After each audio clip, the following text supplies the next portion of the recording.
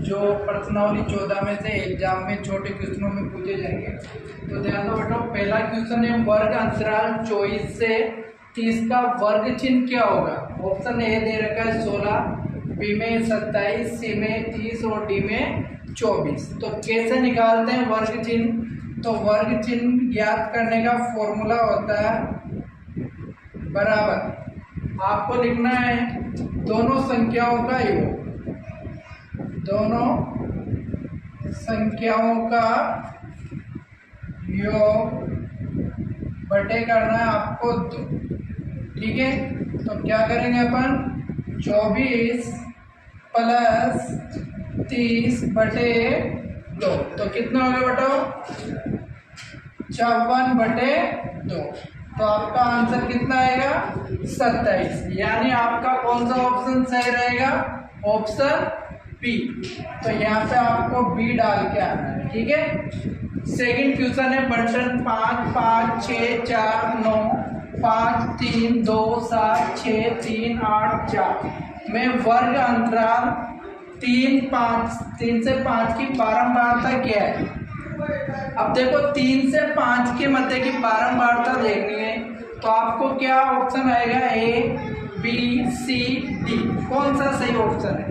तो देखो 3 से 5 के मध्य, तो 3 से 5, तो वर्ग अंतराल 3 से 5 की बारंबारता ढूंढनी है। तो 3 से 5 के मध्य क्या आएगा 4, यही आपका ऑप्शन रहेगा। तो ऑप्शन क्या आ जाएगा आपका बी, क्योंकि 3 से 5 के बीच का अंतराल कितना है 4। या निकालोगे तब भी कैसे निकालोगे, 3 प्लस 5 बटे 2 यानी कि 8 बटे 2, भाग दोगे तो कितना आएगा वापिस 4। तो आपका ऑप्शन बी सही है। ओके, चलो नंबर 3, निम्नलिखित बारंबारता बंटन का परिसर होगा। परिसर ज्ञात करना है अपन को। तो परिसर ज्ञात करने के लिए क्या करना है, सभी अंकों को देखना है। अब सभी अंकों में आपको क्या करना है, सबसे देखो परिसर ज्ञात करने के लिए क्या करते हैं अपन, सबसे बड़ा मान, सबसे बड़ा मान उसमें से माइनस करेंगे सबसे छोटा मान, सबसे छोटा मान।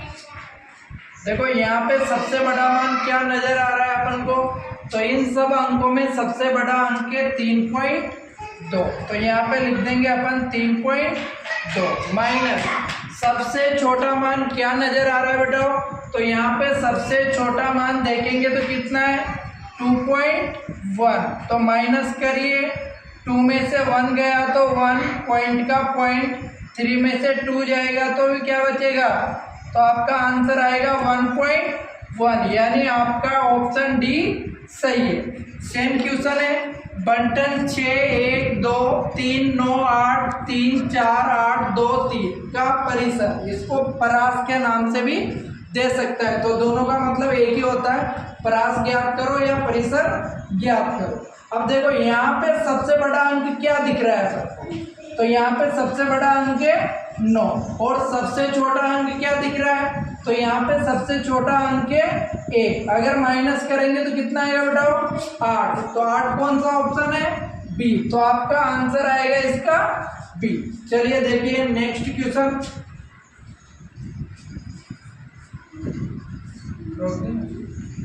क्वेश्चन नंबर 5, यदि 5 8 4 x 6 9 5 अंकों का माध्य 7 हो तो x का मान ज्ञात करो। अब अपन को x का मान ज्ञात करना है, जबकि माध्य दे रखा है अपन को कितना 7। तो माध्य ज्ञात करने का फॉर्मूला होता है आंकड़ों का योग, आंकड़ों का योग बटे आंकड़ों की संख्या, आंकड़ों की संख्या। ध्यान दो बताओ, माध्य कितना दे रखा है अपन को 7, आंकड़ों का योग करो तो 5 plus 8 plus 4 plus x plus 6 plus 9 बटे आंकड़ों की संख्या। तो गिनो 1 2 3 4 5 6, वही इसके अपॉन में क्या लगा देंगे बताओ 1। तो 7/1 ऐसा का ऐसा ही। इनको जोड़ो तो जोड़ो बताओ 8 और 5 हो गए 13, 13 में 4 जोड़े तो कितने हो गए 17, 17 में 6 जोड़े तो 23, और 23 में 9 जोड़ूंगा तो कितने हो गए 32, प्लस x का x बटे 6। अब क्या करेंगे अपन, वज्र गुणा कर देंगे। क्या कर देंगे, वज्र गुणा। तो ध्यान दो, एक को किसी भी संख्या से इंटू करते हैं तो वही संख्या आती है, और 7 को 6 से इंटू करेंगे तो कितना हो गया 7 4 42। देखो प्लस के 32 को बराबर के उस साइड लेके जाऊंगा तो ये प्लस का 32 है, बराबर के उधर जाएगा तो किसका हो जाएगा बताओ, माइनस का। तो x का मान कितना आ गया 10। ओके, अब ये जो 2 क्वेश्चन मैंने लिख रखे हैं इनका आंसर आपको कमेंट में देना है मेरे को। पहला क्वेश्चन है प्रथम 5 विषम संख्याओं का माध्य ज्ञात कीजिए, तो कौन सा ऑप्शन सही होगा ये आपको कमेंट में बताना है।